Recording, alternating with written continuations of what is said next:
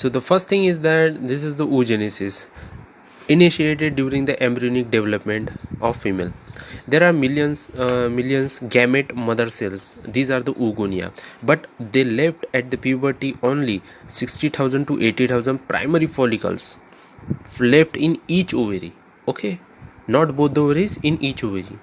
The second point is that the primary follicles get converted into secondary follicles, and then the further granulosa cells get attached, formed. Then it forms the tertiary follicle.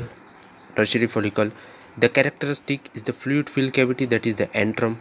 Okay, so primary follicle, secondary follicle, and tertiary follicle. Then tertiary follicle ruptures at the ovulation. Now the tertiary follicle soon forms the Graafian follicles, and Graafian follicles is the mature follicle. Okay, then at the ovulation, the Graafian follicle gets ruptured, and there is the formation of secretion of the secondary oocyte. We call it as a ovum. Okay, so till now, so till now there is the secondary oocyte. So up to here, but with that secondary oocyte there is an unequal division, so it is first polar body is also formed, and this one is during the fertilization. At just before, prior to, just after entry of the sperm into the ovum, there is the division. Okay, so now here is the thing, like the tertiary follicle grows in size and completes its first meiotic division, that is an unequal division, resulting in the formation of large haploid secondary oocyte and a tiny first polar body. Okay, and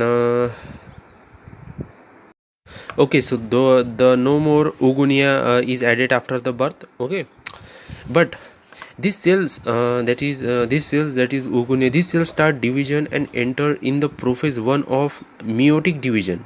It's a meiosis in prophase 1. It gets temporarily arrested at the stage, and this is called the primary oocytes.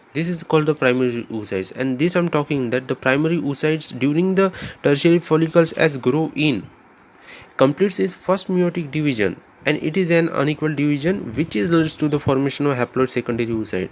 And right now it's present in the tertiary follicle, but as the tertiary follicle matures and changes into the mature follicle, that is the Graafian follicle, and the secondary oocyte release from the ovary.